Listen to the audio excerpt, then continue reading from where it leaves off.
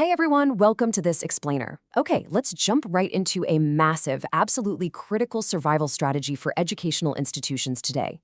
If you're leading a technical and vocational education and training institution, or TVET, especially in marginalized or sub-Saharan areas, you already know the deal. Massive financial pressure is just your daily reality. So today, we're going to break down exactly how to stop being a victim of those pressures. We'll be looking at some incredibly powerful frameworks that merge institutional leadership with proactive, human-centered design. Imagine this reality hitting your desk right now.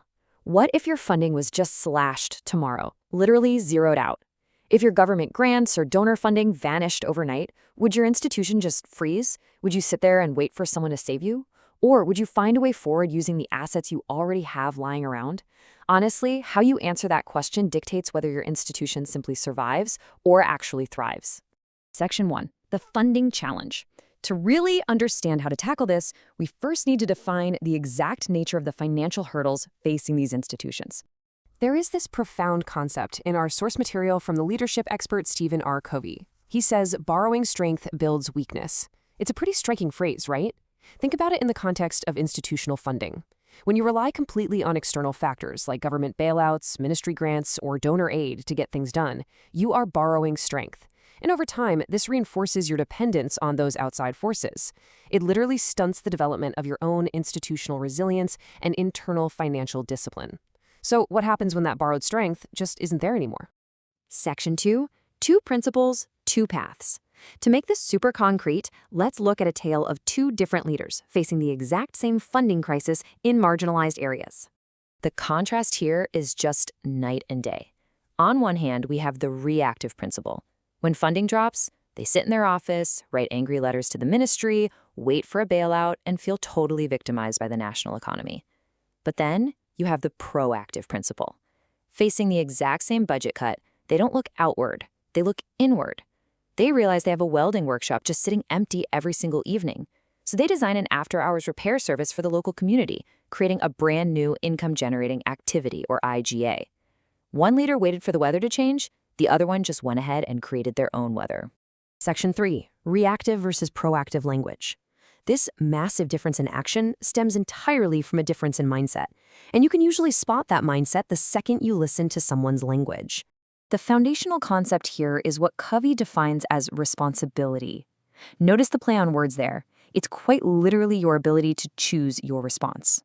Highly proactive leaders recognize that they have this ability. They don't blame circumstances, the ministry, or the economy for their behavior. They realize that their behavior is a product of their own conscious choice, based on their own values, not just a reaction to their conditions. You hear this in the corridors of pretty much any institution. Reactive language totally absolves the speaker of responsibility. You hear things like, "There's nothing I can do," or "The ministry makes me so mad," or "I have to do it this way." It's a self-fulfilling prophecy. But proactive language, it's completely different. It sounds like, "Let's look at our alternatives," or "I will choose an appropriate response." That kind of language empowers you to find solutions. It shifts all that wasted energy from complaining right over to create it. Section 4. The two circles. Let's move to a really brilliant framework for understanding exactly where we should focus our energy as leaders. We all have a wide range of worries, right? Inflation, terrible weather, infrastructure delays, government politics. All of these fall into what's called our circle of concern. If we focus all our time and energy here on things we have absolutely no real control over, we generate massive amounts of negative energy. We just end up focusing on the weakness of other people and circumstances we can't change, which ultimately leaves us feeling helpless. But inside that larger circle is a smaller one, the circle of influence. These are the things we can actually do something about. Proactive leaders focus their efforts exclusively here. They work on internal habits, staff skills, and utilizing existing campus assets. And the fascinating thing is, because this energy is positive and action-oriented, focusing on your circle of influence actually causes this circle to expand and grow, giving you even more control over time. These concepts are all rooted in Stephen Covey's famous book, The 7 Habits of Highly Effective People. When we talk about training logic for TVET principles, habit 1, be proactive, is the absolute starting point. Before you can design any new funding stream, you need this empowering philosophy. You have to accept that you must create your own weather rather than waiting around for the storm to pass. The crucial point is summarized perfectly right here. Our behavior is a function of our decisions, not our conditions. Think about how powerful that is. Even in the most heavily resource-constrained environments imaginable, you always retain the ultimate power, the freedom to choose your response. Section 5. Sorting your funding worries. Let's actually apply this directly by treating this next part like an interactive worksheet to categorize real-world funding worries.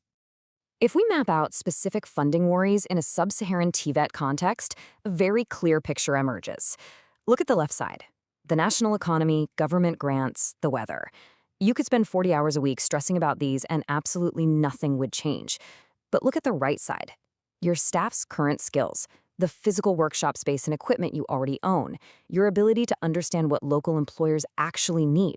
These are entirely in your direct control, and they are absolutely full of untapped, income-generating potential just waiting to be activated. Section 6. Expanding your influence. So, what happens when you focus entirely on that direct control?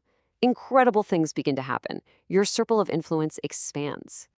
Here is the exact procedure to stop feeling victimized and start taking back control of your financial destiny.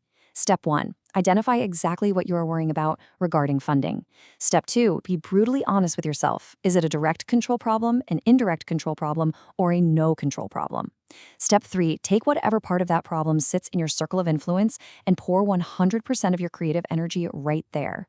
Expanding your influence means actively taking charge.